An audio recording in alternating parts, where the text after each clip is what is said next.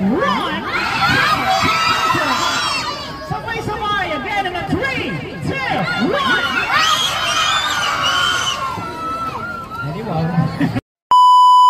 Hello mga ka-bros! Another day, another vlog. Kamusta na kayo? Halloween na nga, kaya hindi tayo magpapahuli. Syempre, aside sa meron tayong cake na pang Halloween, makikiparty rin ang mga bata.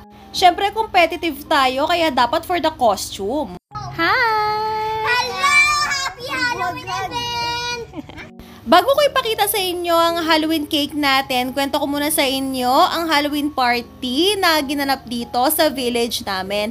Every year talaga nagsiselebrate ng Halloween dito at napakasaya talaga dahil lahat talaga ng homeowners dito is nakikipag-cooperate talaga kaya tuwang-tuwa ang mga bata. Buti nga't hindi umulan ngayong araw. Last year kasi yung Halloween is inulan kaya nasa loob lang kami ng hall or pavilion. Pero this time since maganda ang panahon, ayan, nandito kami sa court, basketball court, and sa park. Kaya ayan, napakaluwang ng lugar at syempre mahangin.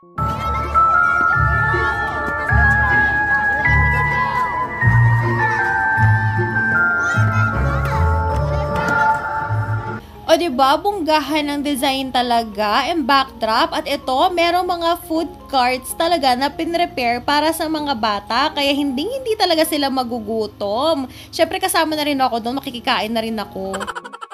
Syempre, aside sa pa-costume, designs, and food cart, meron ding program. May mga palaro, meron ding clowns, may magic tricks, merong pa-games, meron ding mga toys na pinamimigay. Kaya naku, enjoy na enjoy talaga yung mga bata dito. Pati kami na rin ng mga magulang. O diba, for the sali talaga ang mga competitive nating bagets. Hindi talaga sila nagpahuli. At ako naman, taga-kolekta ng mga napanalunan nila. O diba, bunggahan talaga.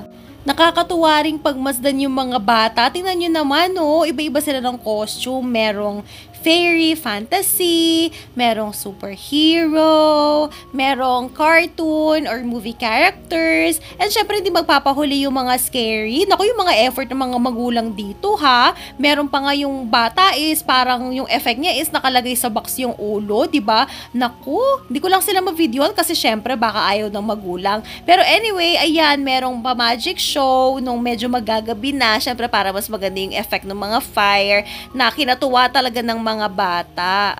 Syempre, hindi natin may pagkakaila na pati tayo nag-enjoy rin, di ba? Syempre, pag mga ganitong events talaga pinaghahandaan ko kasi nung mga panahon namin, nung kabataan ko, hindi ko naranasan to eh. Kaya syempre, gusto ko maranasan ng mga bata. Kaya kahit na merong gastos dahil kailangan mo silang ibili ng costume, registration, effortan ko talaga yan hanggang kaya, syempre, para sa kaligayahan ng mga bata.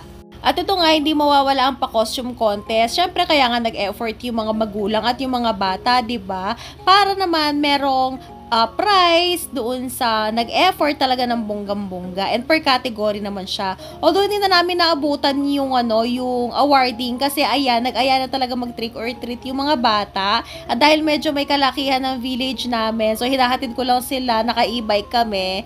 Tapos magpa-park lang ako sa medyo malayo lang doon sa mga bahay, tapos pinaglalakad ko sila para ma-experience naman nila yung pag-trick or treat. Tingnan nyo, diba? Napaka-cooperative talaga ng mga tao dito sa village namin. Talagang yung iba nag-e-effort pa talagang mag-design ng mga bahay nila. At ayan talaga, nag-e-effort talaga silang mabigay ng mga candies, nakapack talaga. Nako, napakababait talaga. Kaya hindi ko talaga ipagpaparitong village na ito. At ito na nga yung mga candies and treats na nalikom ng mga bata. Naku, sana hindi sumakit ang mga ngipin nila.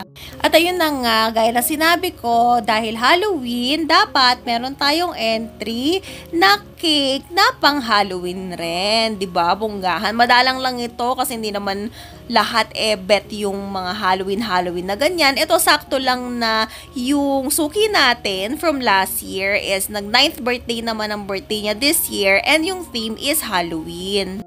Maraming sinend na design sa akin si ma'am.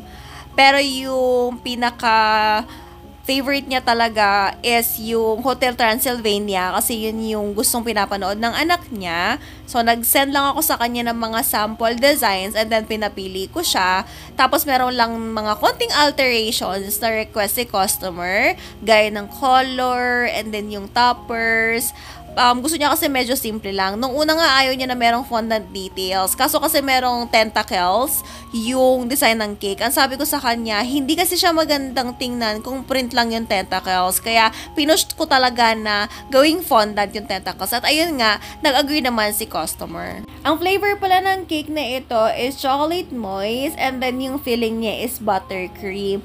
Wala ito sa menu ko. Actually, before nasa menu ko siya pero inalis ko na. Kaya ganito yung request na flavor ni customer kasi yun nga, nasa menu ko siya last year nung time na nag-order siya and nagustuhan niya yung flavor. Syempre, hindi ko naman siya tatanggihan, diba? Kahit na wala na siya sa menu, pwede pa rin naman mag-request ng mga flavors yung customers natin. And may mga additional increase lang or dagdag sa rate natin, depende na rin so mapipili nila or sa ire-request nila. Pero since suki ko na to si ma'am, hindi na ako masyadong nag-additional. Okay naman na yan. Sakto na rin siya sa budget and sa costing natin. So, yung sa baban part or sa bottom tier natin, Piotraco Blue lang yan ang ginamit natin na food color na medyo marami para ma-achieve natin yung ganyang effect kasi ocean yan sa may bandang baba. And then sa taas is dinagdagan natin ulit ng Piotraco Blue, but this time dinagdagan na natin siya ng violet para ma-achieve natin yung ganyang pagka-blue. So parang ombre-ombre effect siya sa may bandang taas kasi parang siya ay langit. Na parang gabi na siya, ganon.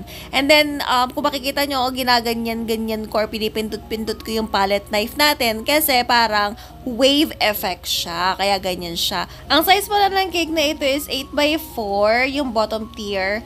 And then, 6x4, yung top tier natin. Kaya medyo mabigat tong cake na ito. And then, yung size ng cake board natin is size 12. Kung makikita ninyo, hindi nakagitna yung cake natin, nakausog siya ng konti sa may bandang likuran kasi merong mga details na ilalagay sa bandang baba and yung dedication natin na fondant. And since yung design natin is meron siyang parang sand sa bottom tier, so gumamit lang tayo ng fita na biscuit. Tapos, dinurog lang natin para siya yung sand natin. Ayokong gamitin yung graham crackers kasi dark kasi siya. Kung alam niyo yung graham crackers, dark brown siya. Eh, hindi naman ganun yung pinakabuhangin talaga ng beach na gusto nating ma-achieve. Gusto natin yung medyo lighter version. Kaya fita ang ginamit ko. Pwede rin naman skyflakes, kaso masyadong maputi na yung skyflakes. So, ito na lang yung pinakamalapit doon sa inspiration natin. And for me, pinakamaganda. Tapos, ginamitan ko lang ng palette knife para malinis yung dulo ng cake board natin kasi lalagyan pa natin yan ng fondant dedication mamaya. And ito na nga yung tentacles ng octopus natin na pinush ko talaga na gawing fondant. O diba, ayan, ang bongga-bongga niyan tingnan. Pangit talaga yan kapag ka-print lang yung ilalagay. So, naglagay lang ako ng mga toothpick dyan sa side-side niya para matusok siya sa cake. Kasi mabigat yan, fondant yan, and soft icing lang ang cake natin para hindi siya mahulog. And of course, nilagyan natin ulit ng pa-effect ng wave kasi syempre tentacles yan, diba? So, para siyang umangat sa dagat. So, dapat maapektuhan yung current nung beach, diba? And then, ito na yung Transylvania family. Hindi ko sila masyadong kilala. Although, napanood ko yung movie na yan. And yung pinaka-topper sa taas, which is yung barko. Alam ko tong movie na part na ito is nung nag-vacation silang family. Tapos naglagay din ako ng wave effect dun sa may taas. Kasi nga syempre may barko, kaya dapat may wave effect. Tapos itong artificial flowers natin, actually color white talaga yan. Original color niyan. Pinaint ko lang siya ng violet na food color. Tapos nalagyan ko lang ng konting water para ma-paint siya ng maayos. And then pinatuyo natin overnight para ma-achieve yung ganyang color, o diba? Kaya dapat madiskarte talaga tayo pagdating sa ganyan. And then of course, ang ating fondant dedication na purple na rin ang ginamit natin. Kakulay siya ng tentacles kasi sobra lang yan dun sa tentacles natin. Kaya hindi na ako gumamit ng ibang color. And then nagprint lang tayo ng age ni baby. At ito na ang final result. O O diba, ang shala ng cake natin, napakasarap tingnan sa mga mata. And that's it for today. See you on our next video. Bye!